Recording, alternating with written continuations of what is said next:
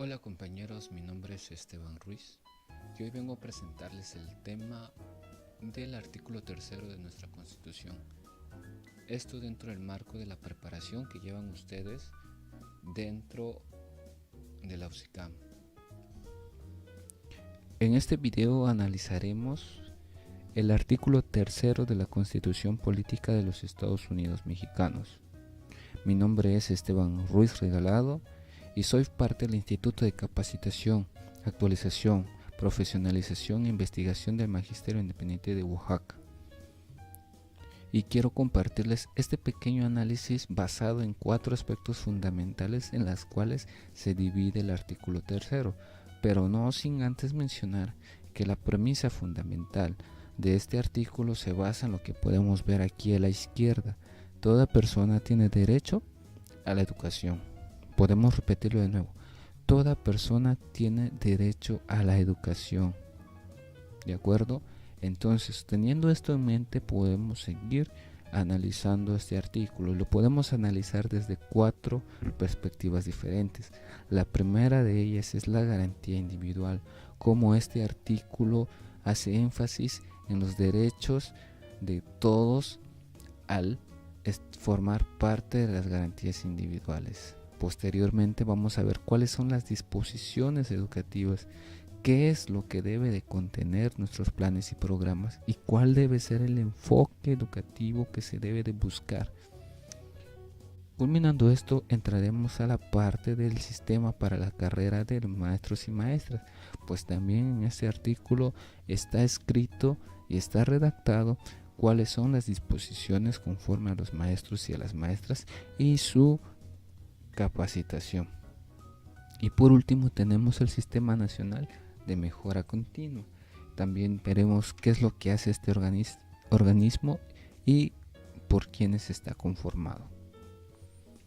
Ok, entonces podemos ver que una garantía individual son derechos que todo individuo posee por el simple hecho de haber nacido, sin importar nacionalidad, raza, sexo, edad, creencias religiosas o políticas, las cuales se encuentran manifestadas dentro de la Constitución Política de los Estados Unidos Mexicanos. Este es un derecho que no puede ser violentado y es prioridad del Estado garantizarlos. Es prioridad del Estado hacer que funcione y otorgar este derecho a todos, porque recordemos, la educación es para todos. Entonces, ¿quién es el Estado? El Estado viene a formar parte de los 3 órdenes de gobierno, como podemos ver aquí. Tenemos a la Federación representado por ¿quién? Por el Ejecutivo Federal y los organismos federales, ¿verdad? El Estado puede ser Oaxaca, puede ser Guerrero, Chiapas, Ciudad de México, etcétera, etcétera, y los municipios. Ellos son los garantes de la educación y en cada dependencia deben de estar involucrados en las premisas que maneja este artículo tercero. En el primer párrafo podemos leer lo siguiente: el Estado, Federación, Estados, Ciudad de México y municipios impartirá y garantizará la educación inicial, preescolar, primaria, secundaria, media superior y superior. La educación inicial, preescolar, primaria y secundaria conforman la educación básica. Esta y la media superior serán obligatorias. La educación superior lo será en términos de la fracción décima del presente artículo. La educación inicial es un derecho de la niñez y será responsabilidad del Estado concientizar sobre su importancia.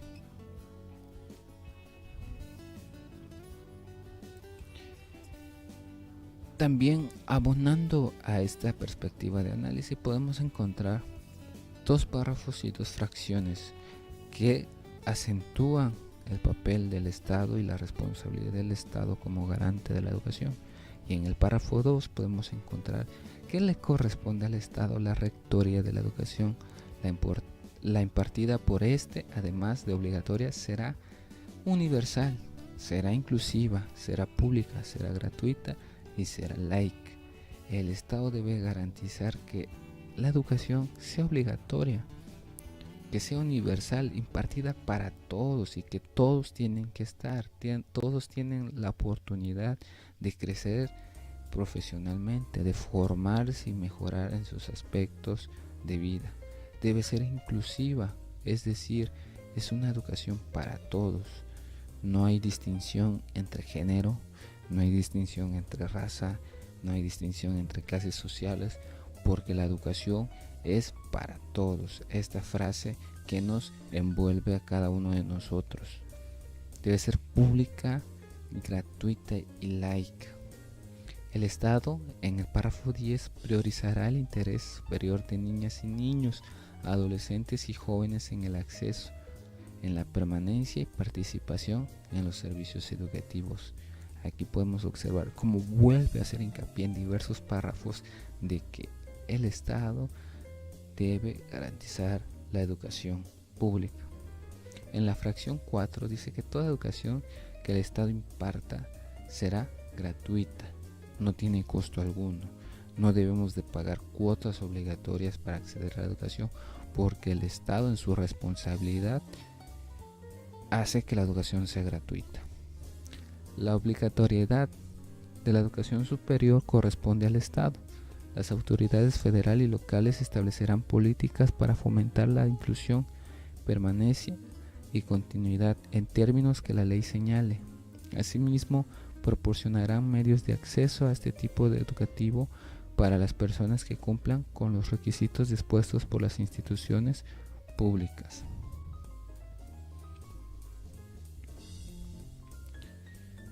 Podemos encontrar también en el párrafo 9 que dice que el Estado fortalecerá a las instituciones públicas. Es por eso que aquí vemos la imagen de una escuela, porque es el Estado quien está encargado de fortalecerlas, en especial a las escuelas normales. Estas escuelas normales son las escuelas donde se forman los futuros maestros, los futuros docentes. Entonces es responsabilidad del Estado brindar lo necesario para que estas escuelas estén en óptimas condiciones.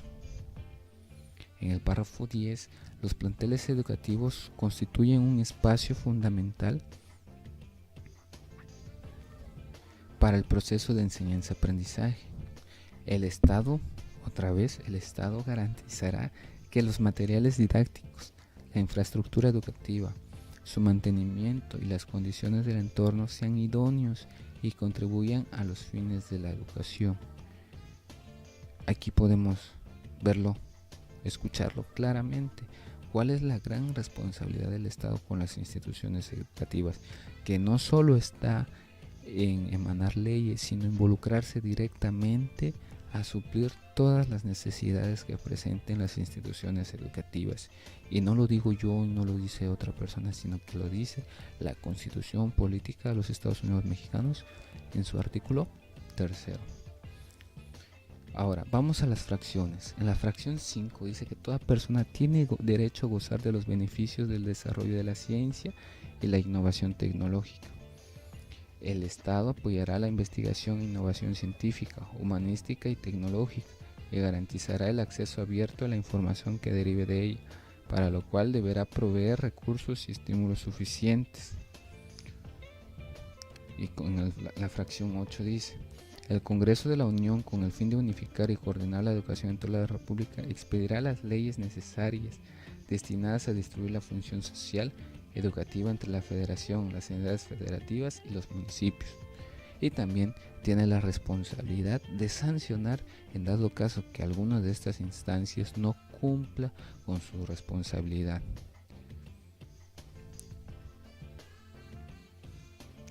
Y pues es aquí donde, a partir de la fracción 2 de este artículo, se le da especial énfasis o la tarea especial al Ejecutivo Federal, que es el Presidente de la República, quien determina los principios rectores y objetivos de la educación inicial, así como los planes y programas de estudio de educación básica y normal de toda la República. Para tal efecto, debe de considerar la opinión de los gobiernos de las entidades federativas y de diversos actores sociales involucrados en la educación. así como el contenido de los proyectos y programas educativos que contemplen las realidades y contextos regionales y locales. A partir de esto, entonces, de que el Ejecutivo Federal dispone de los planes y programas según la corriente ideológica que lo acompaña, podemos también ver que la Constitución ya establece algunas disposiciones educativas muy precisas que no pueden romperse y que deben de fomentarse en la currícula y los sistemas.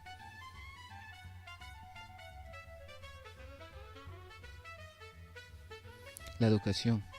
La educación se basará en el respeto irrestrictivo de la dignidad de las personas, con un enfoque de derechos humanos y de igualdad sustantiva. Entonces podemos ver que la educación se basará en las facultades del ser humano, en el amor a la patria, en la solidaridad internacional, en el fomento de los valores, en la mejora continua y en la libertad de creencias. Esto está fundamentado dentro del párrafo 4 y la fracción 1. Estos van a ser los pilares de la educación. Y a partir de estos pilares se desprende lo que podríamos decir que son las asignaturas o los cursos que alimentan a planes y programas de estudio, que son la perspectiva de género, son los aspectos que se deben de cumplir: perspectiva de género, matemáticas, ciencias y humanidades, lectoescritura, literacidad, historia, geografía, civismo, filosofía, tecnología, innovación, lengua indígena, lengua extranjera, educación física, deportes, artes, vida saludable, educación sexual, cuidado del medio ambiente. Podemos nosotros tomar la experiencia propia que muchos de estos elementos los hemos cursado durante nuestro trayecto formativo. Entonces esto no es generado porque un grupo de personas así lo decidió, sino que por lo que está estipulado dentro del artículo 3 de nuestra Constitución. El criterio que orientará la educación se basará en los resultados del progreso científico. Luchará contra la ignorancia y sus efectos, las certidumbres, los fanatismos y los prejuicios. Además, debe ser democrático, debe ser nacional, debe de fomentar la convivencia humana, debe ser equitativo, inclusivo, debe ser intercultural, a la vez integral y de excelencia.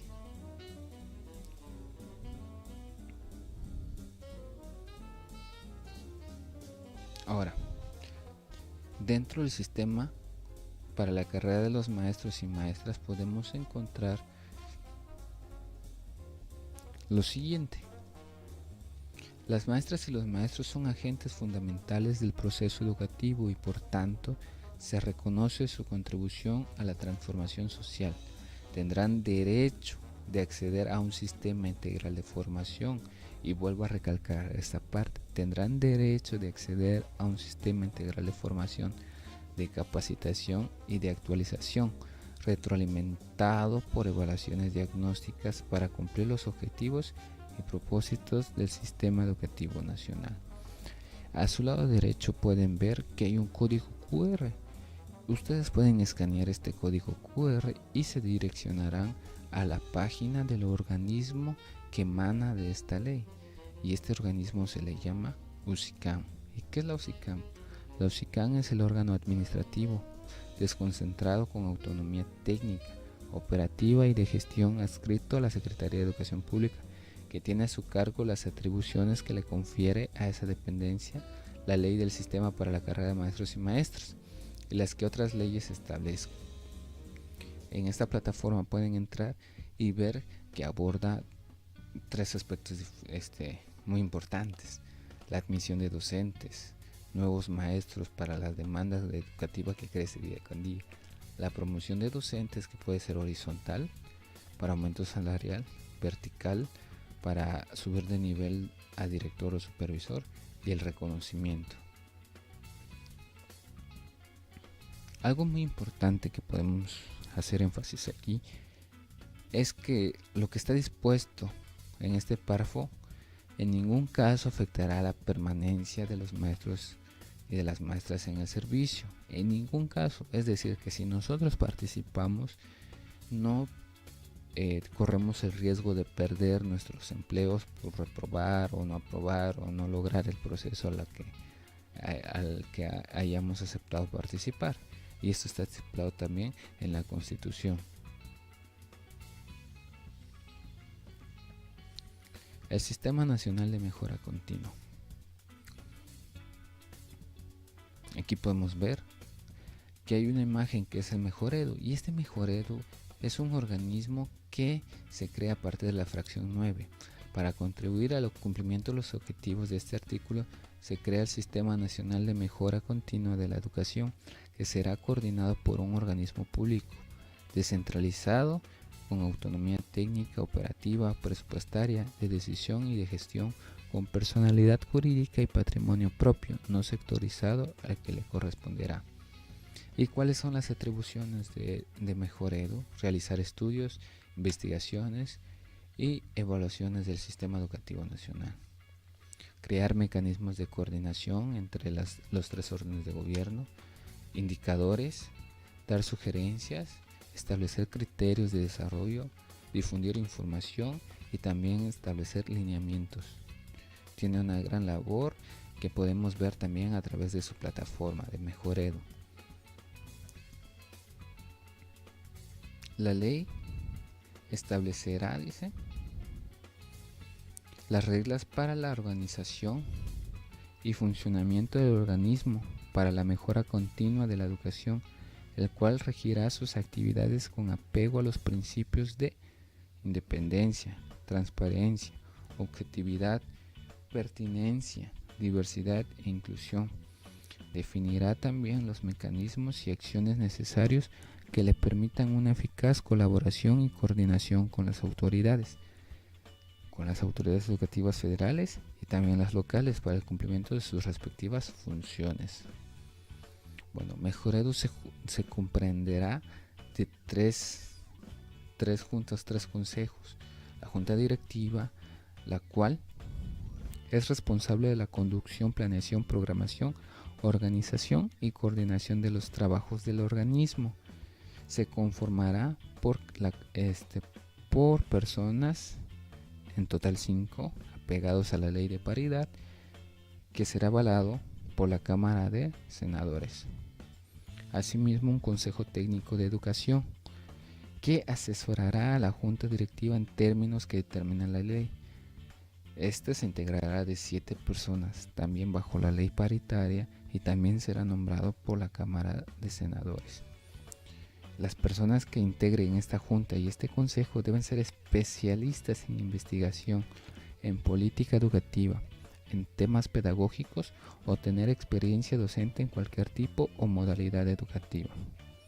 Y por último, un consejo ciudadano honorífico, integrado por representantes de sectores involucrados en materia educativa.